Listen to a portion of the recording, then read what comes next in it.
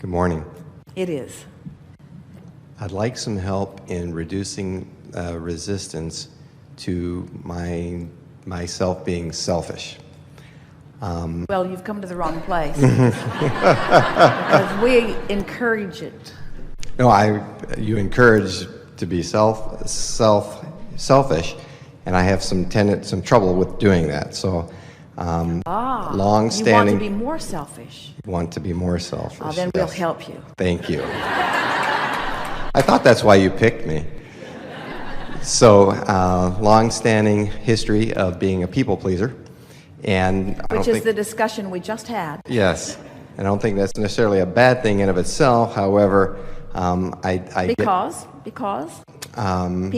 pleasing people is good because pleasing people is good because for I think there are a number of reasons.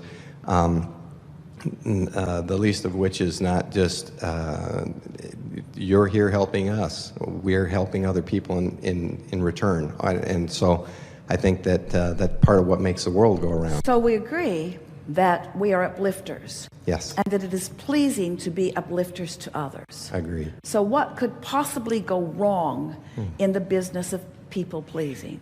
What could make it off? For myself, I sometimes do it at the expense of, sometimes I allow people to become dependent on my helping them. And then what happens if that, so what's the downside of that? In other words, because if you are tuned in and you have this infinite resources flowing through you and you're flooding it toward others, we don't see any downside there. So if there is a downside, what's the cause of it? For myself, it'll throw me out of balance sometimes. So it isn't the people pleasing that is out of balance. It is that something happened in the process that pinched off your resources. That's better stated. What could it have been? What could ever pinch off your resources that would deprive you of your ability to uplift others?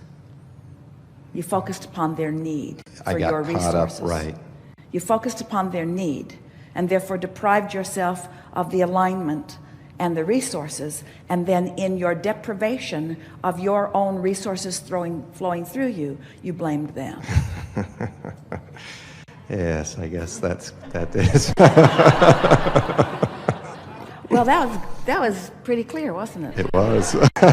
So, and it's an easy thing to do. In other words, so often, because your desire is to uplift others, and when you see a friend in need of something, it's really a little tricky to turn your attention away from their need and focus your attention upon their achieving of whatever it is that they want. And they're usually not very helpful because they have been training themselves for a very long time to believe that the more they display their need to you, the more likely you will be to help them.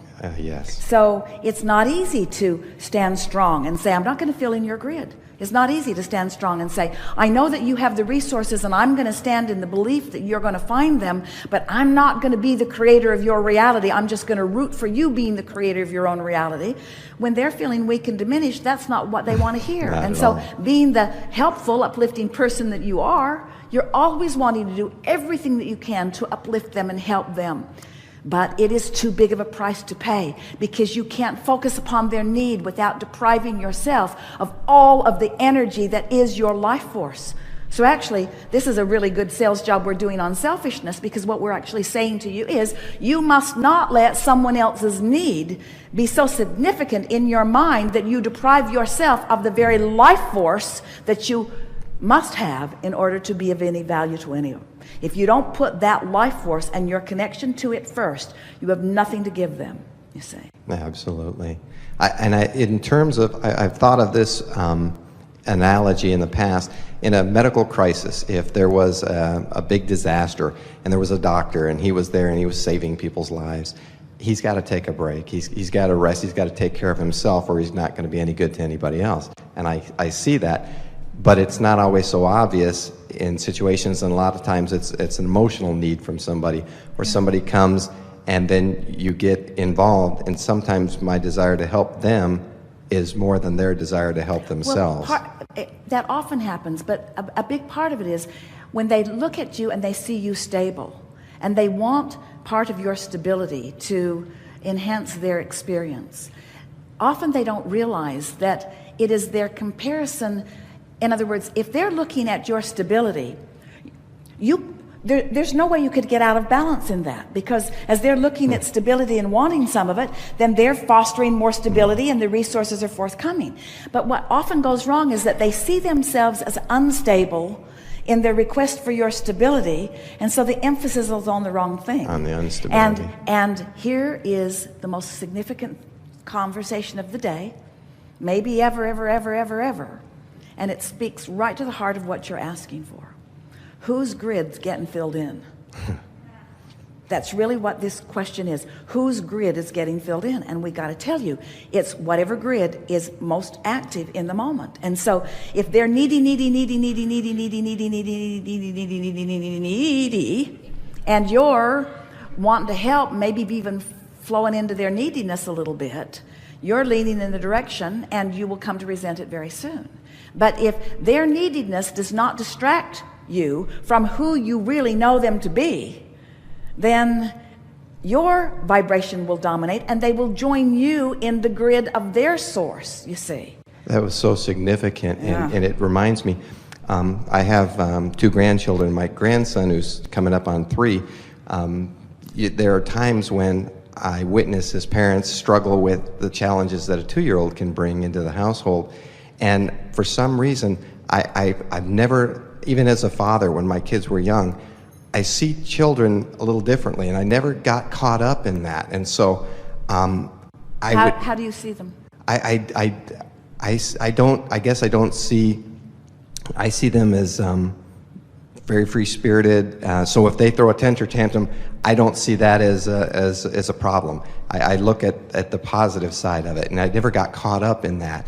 And I did a great job of that as a father. But as a grandfather, I think when you have years of experience and you watch and you say, okay, my kids turned out to be really good kids, and all the worry that I had as a father would have growing up about that was pointless, because none of that stuff happened. So as a grandfather, I can see this happen, and I've never allowed myself, when it comes to children, to get wrapped up into that, or to knock me out of balance. You're speaking to exactly what we were talking Yes. about. In other words, you're able to see it without letting whatever grid that Right. got going on upset your balance. And so, and they naturally come back to that, to the grid of well-being. Yes. It takes quite a bit of attention otherwise for something different from that to happen.